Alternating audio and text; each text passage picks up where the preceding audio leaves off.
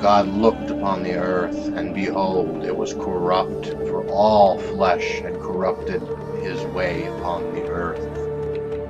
The sons of men in those days took from the cattle of the earth, the beasts of the field, and the fowls of the air, and taught the mixture of animals of one species with the other, in order therewith to provoke the Lord.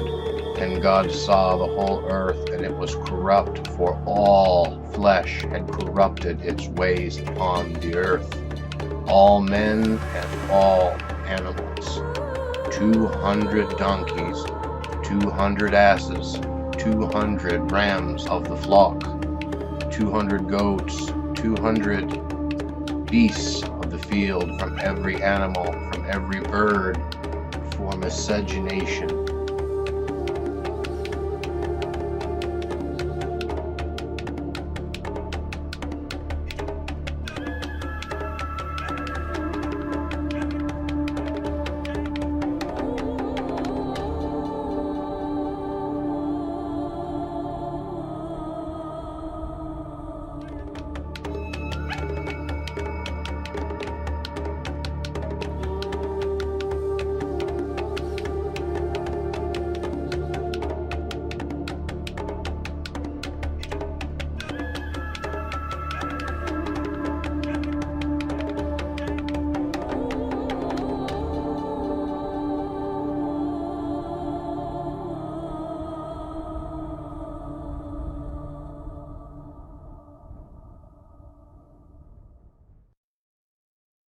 We have all seen fossils of dinosaurs. Modern science teaches that these creatures that are found were part of evolution, and that they no longer exist because they evolved.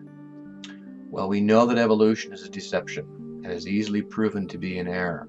However, what are the fossils and creatures that are found that are claimed to be part of this evolution? The answer is simple. It is a clever way to hide what was going on in the days of Noah. If we ponder and think to ourselves, why are these creatures not around today? The answer is simple.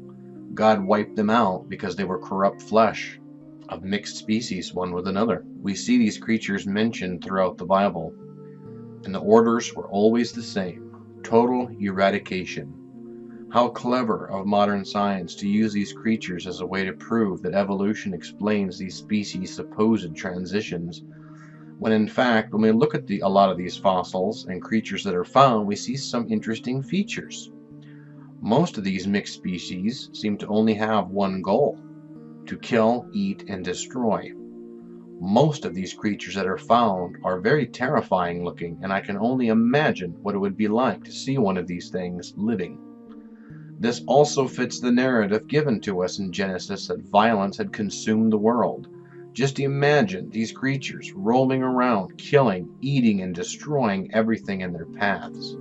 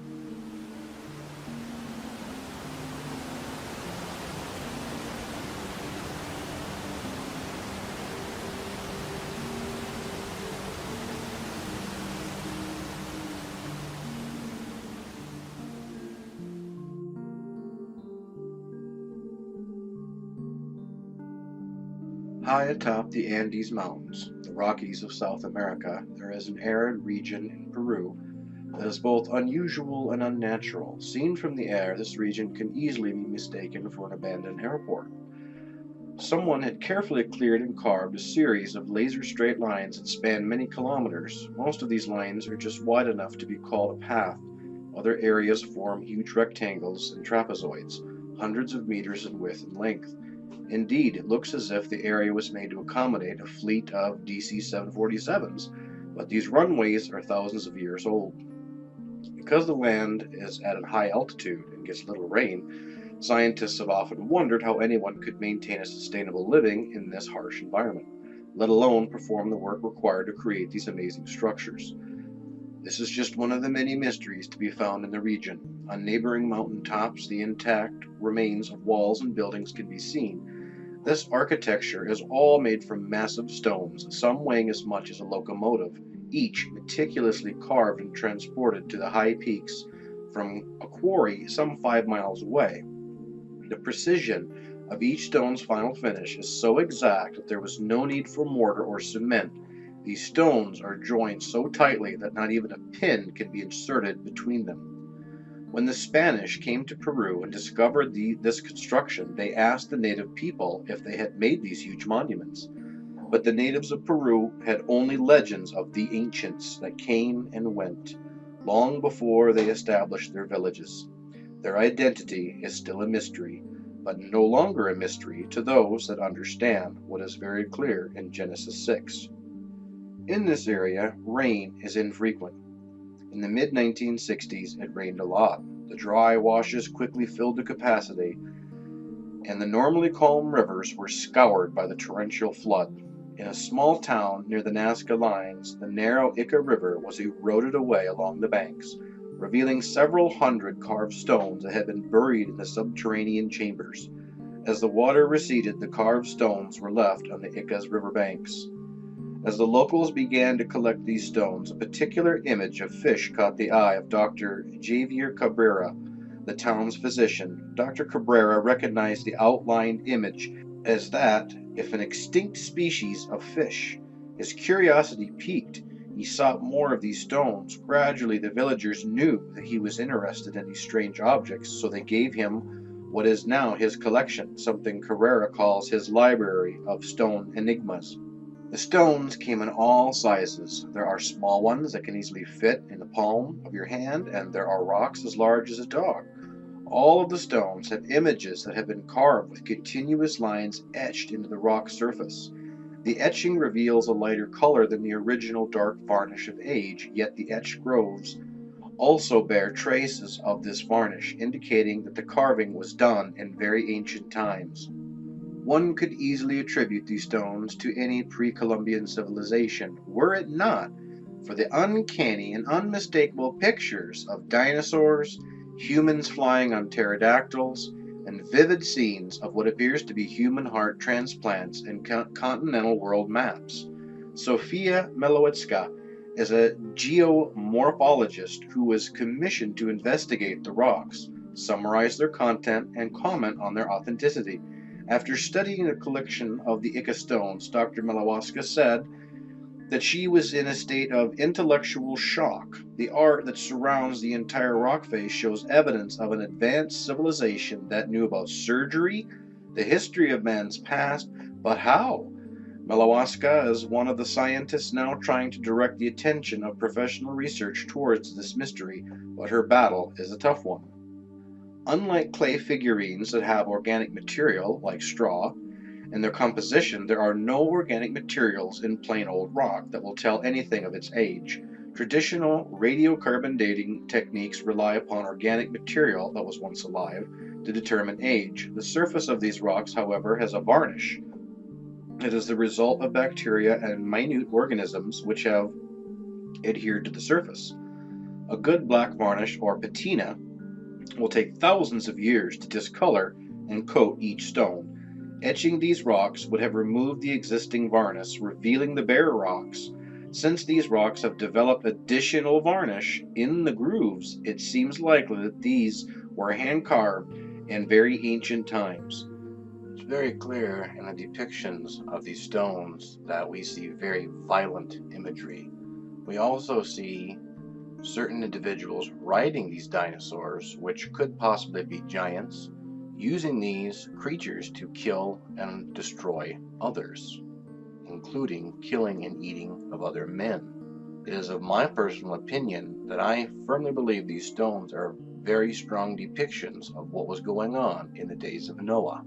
The fallen angels that were around during the days of Noah that were creating these disgusting beasts by mixing one species with another and teaching mankind to do the same. I view this as no different than the Roman gladiators and the blood sport that went on. I view these depictions in the Ica stones as the same type of blood sport. We can clearly see in some of these stones that some of these creatures make no sense, and it's very clear that they are genetic hybrid creatures, especially this one. Also, in other stones, we see what looks like DNA. We also see depictions of serpents. In almost all these different stones, we find serpents laced throughout, also showing what seems to be the worshipping of the stars or fallen angels, which are depicted as stars. And to top it all off, we also see another abominable act, and that is the very act of homosexuality, which is also depicted on the Inca stones. It is very clear what we see recorded on these stones, and they are very sinful acts. And these are all addressed issues in the scripture. These creatures and these acts were all abominations, and explains why they were wiped out during the flood. Mainstream science will simply and absolutely not touch these topics or subjects. They merely try to write these off as either fakes, hoaxes, or frauds, and try to do their best to cover up the real history behind these archaeological finds. Because these types of finds prove evolution is a farce, and it also proves the timeline of the scriptures, that dinosaurs were around at the same time of men, and this was what was going on in the days of Noah. And as Jesus forewarned, that these types of activities would be going on again in the end times. We are already seeing the emergence of the hybrid technology, the blending of species one with another going on before our very eyes, just as Jesus forewarned.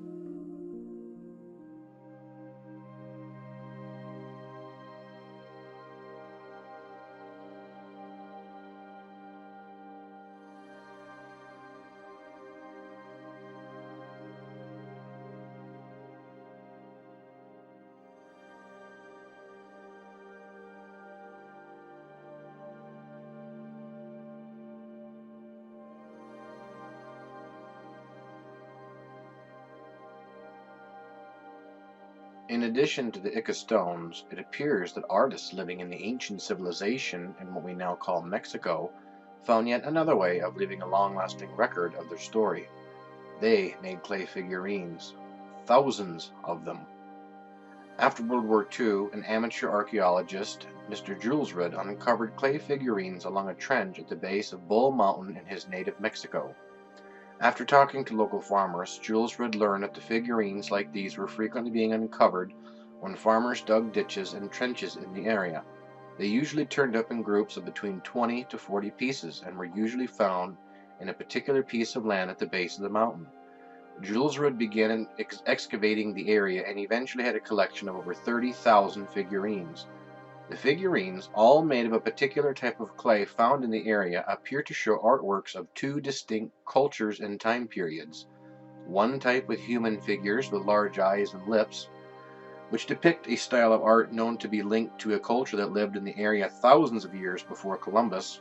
The other figures are thought to be much older. These figures show animals that were never thought to have been indigenous to the area, like camels, elephants, and horses. They also include exact replications of dinosaurs believed to have been extinct. Thus, we have a mystery left from antiquity in the soils of Mexico and Peru. These ancient artworks appear to be telling us that humans not only were here at the time of the dinosaurs, but they hunted them and may have been hunted by them.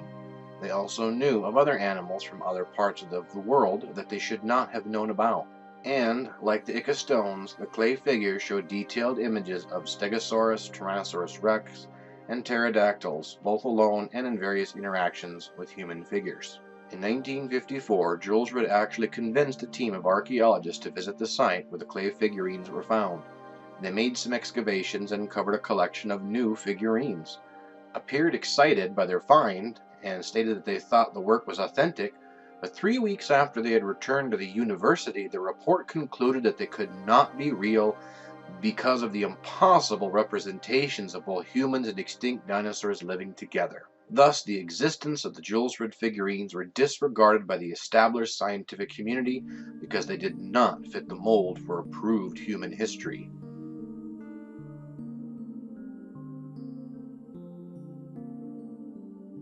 God created everything in the beginning perfectly. All the animals were created the way God intended them to be. When the fallen angels began mixing one species with another, the problem that comes from blending these different species, just as science is doing today, if one of these creatures is able to breed with another species or human being, this is where we start seeing a major problem, because this is when the barrier has been essentially broken, and now it is like an infectious virus able to spread its corrupted DNA and genetics into other creatures and other species. What you're about to see are some disturbing images. These are depictions of some of the behavior and activities that was going on in the days of Noah. There is a reason why there are strict warnings in the scriptures, such as this.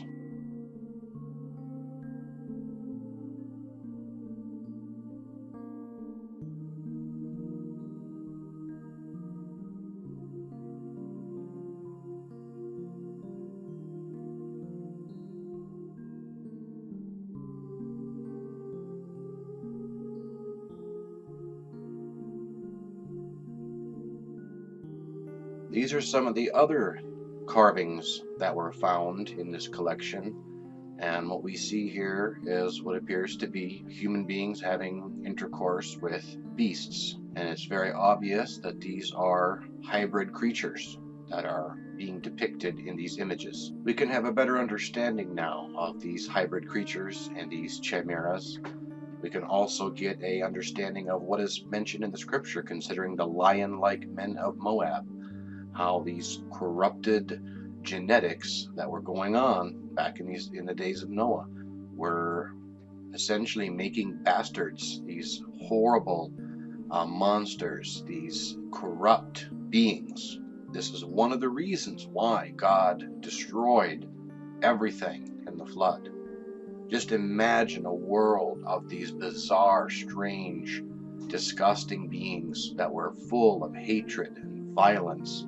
And I can almost assume that these creatures hated man and probably killed and ate man, drank blood, and all these other things that we are told throughout ancient history and a lot of the mythological stories. Some of these creatures, like this one here, it's pretty clear what we're seeing here. It looks like what we would call a gray next to a dinosaur.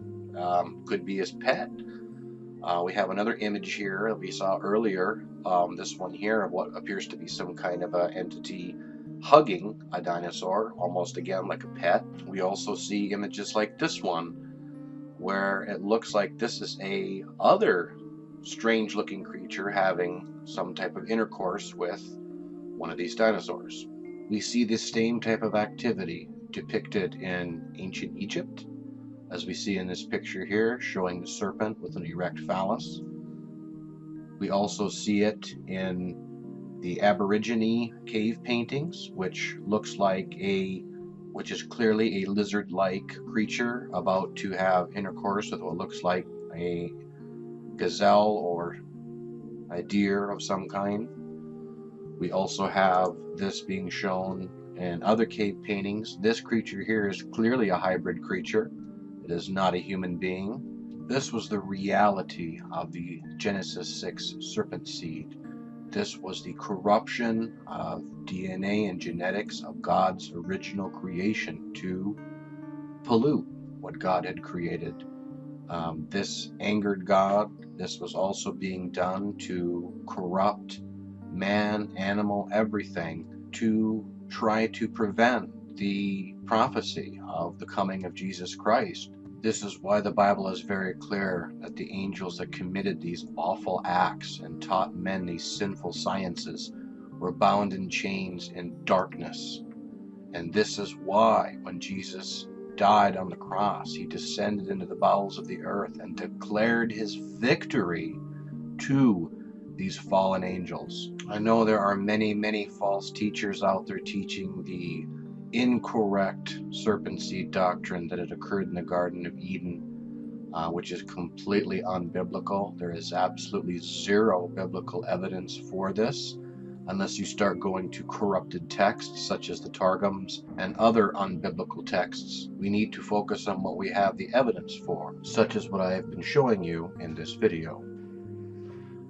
There is a reason why a lot of people don't like to address this issue or look into it or research it, because it is very disturbing. It is something that most churches conveniently like to sweep under the rug and ignore. But the fact is history does not lie. These artifacts do not lie. These activities were going on in the days of Noah and also after that. And there's another reason why the world ignores this and lumps it under the title of evolution, and that one species changed into another, and that's why these creatures are no longer here. That is another grand lie that is fed to the masses. The truth is, they do these things in order to hide the fact that they're doing it again, as we see with the pig-human hybrid that they have created. And there's others that have been going on in Japan with mixing human genetics with rabbit genetics, and they're all doing this under the guise of, this will help people. We can do new vaccines and make cures for cancer or whichever disease they want to attach a tag to. The truth is, there is nothing good that will come of this other than stirring up God's wrath. These creatures were wiped out for a reason before, and they will be wiped out again. It is very important to watch what the scientific community is up to and pay attention to what they're busy working on these projects. These creatures that are being created in these labs are modern day Nephilim. These creatures are evil, and they can be nothing but evil, because a human spirit does not inhabit them. Whatever spirit inhabits these creatures when they're created in a lab can only be 100% demonic. If hybrid creatures or hybrid humanoids were allowed out into the general populace and were having intercourse with other normal human beings, as I stated before, it would be like the spreading of a virus. It would not take very long for these corrupted genetics to spread like a wildfire. We can already see this agenda coming to fruition through the gender identities that we see going on and the vast number of strange and bizarre sexual identities that people are taking. I believe in New York there is over 40 different types of gender identities. This is all building blocks and stepping stones towards the reconditioning of society to allow hybrid creatures to be allowed in society and to be accepted. We are even seeing a reversal of brainwashing going on, especially on YouTube, of documentaries being produced saying that dinosaurs are a hoax and that there were no such thing as dinosaurs. These people that do these type of videos are 100% shills, denying facts, denying history. This is a reversal of brainwashing on the other extreme side of the scale. It is all being done to cover up what is being done right now in labs all over the world. I would just like to end this video on this note. We see a lot of propaganda being pushed out about mystical creatures, especially in movies like Fantastic Beasts, the Harry Potter series, and many more. These movies are being done to have sympathy or a curiosity about creatures that do not exist in nature and are not supposed to exist in nature. These are done to condition society into accepting what is to come, because the Bible is very clear in its warnings, especially the warning that Jesus himself gave, as we read in Matthew 24:21, "For then shall be great tribulation, such as was not since the beginning of the world to this time, no, nor ever shall be. This is a very important key scripture here. What this is telling us is that the times that will be coming will be worse of that than the days of Noah. We will be seeing the exact same things and worse coming to fruition through science and technology, transhumanism, these genetic alteration programs that they have like CRISPR. We will be witnessing some incredible and evil things to come in our future. And it is up to us to keep a watchful eye on what is going on in the scientific community and to pay close attention to the prophecies that we have in our scripture. I hope you all enjoyed this video. God bless and have a wonderful week.